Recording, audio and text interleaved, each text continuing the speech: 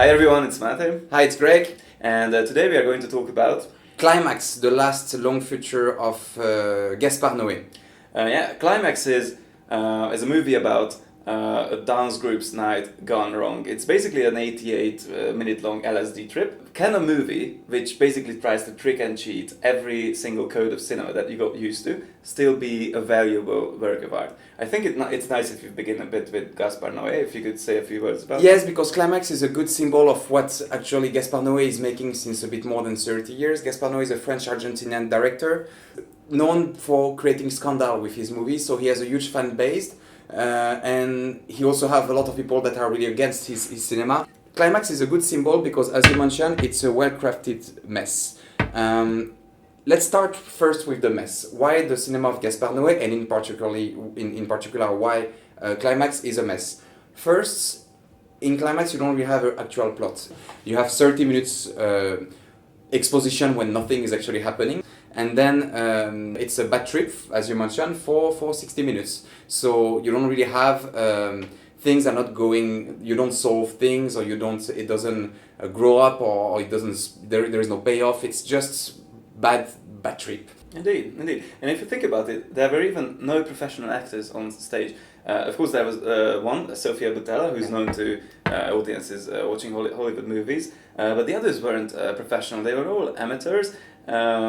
Acting as if they were really there, so it gives a movie a bit of a documentary feeling. Like if you're really in that storehouse with all the actors, and they act very naturally. There was no screenplay involved. They improvise completely. The point, I think, it's a very clear aim of Gaspar Noé that he wanted to deconstruct the codes of cinema in a way that it's not important to identify with the characters.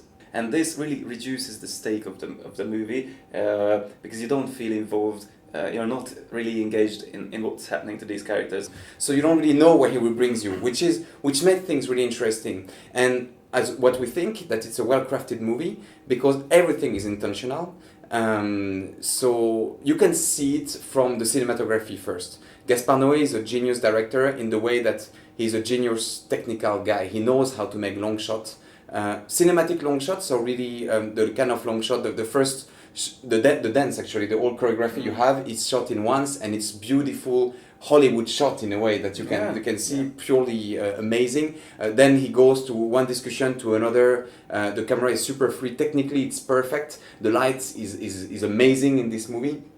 There he's really playing with the colors. So you start with a kind of a warm environment in the main room, and then when it starts to go bad, the lights start to be more and more red. Mm-hmm. When you arrive to the rooms when terrible things happen, rape, the light is greenish blue, so really cold. So you see that he's really working on the visual effects of his movie. Not only visual but also sound effects, because the music is also really important in this movie. It's, of course, as you mentioned, a dance company, so it's so of course you can see the importance of the music for the story itself. But it's actually funny because it's neither intra or extra diegetic. It's in between, meaning that it's in the movie, so it's the music is played by the DJ. But it's also the music that is added on the movie to carries the audience. Exactly. So it's really interesting the way he's also playing with the music. If you take the movie frame by frame, everything is intentional. As the camera moves, everything is in the right place. Every frame is so well crafted.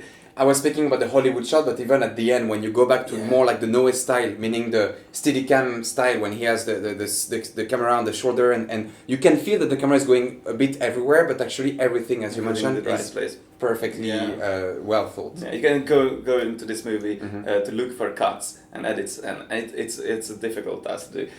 There's one scene in the beginning, the discussion scene, the dialogue scene, which I mentioned before, which of course involves editing. It cuts from one group of people to another. It's very exciting. I think that was the first time in the movie, and maybe not the only time, but definitely the first time that I felt engaged. That, wow, okay, nice discussions happen. Like, okay, where is it going? And it turned out that it was going nowhere. Because he took it too far that it got boring. Like I don't know how even long painfully boring. Yeah, it was like I think it was at least 50 minutes. And they in the end turned out that they didn't discuss anything. It was just going on and on. I think it's true for the whole movie, like the dance scene that followed. Noe really wanted to test the patience of the audience. He was creating this whole mess and asked the question that, okay, will you stay? Will you stay? Like, would you watch this movie which doesn't mean anything and doesn't take you anywhere? Will you like continue watching it? Of course, like we watched it beginning at 4 a.m. in the morning. Yeah, so it was a night session and added an extra element to it. But it was really painful. Complimented the movie. Yeah, it's actually, you can see from our face that we're really enthusiastic. The thing is that when we came out of the movie, it was one of the most painful experiences I've experienced in my life. I really didn't like the movie. I will never watch it again. Definitely not. I don't even think it brought me anything, to be honest. But it was a good movie. But still, it's a good movie. It's really well made. When we started this YouTube channel with Mate, something we discussed about is how can we objectively say if a movie is good or not. And that will be the conclusion of this video. The only way we can actually objectively, so not like I don't like, but say that a movie is good or not is the vision and the coherence of the director. Meaning that the director has a vision, an idea, and then everything that is including his movie has to be coherent. And that happened here. Exactly. When we criticize Lars von Trier last movie, when we criticize Fantastic Beast, it's because there is a lack of coherence. It's not like we like or we don't like the movie. It's because there is things that the director or the screenwriter or anybody on the project didn't think about, and that is not perfectly insert into the idea of the director.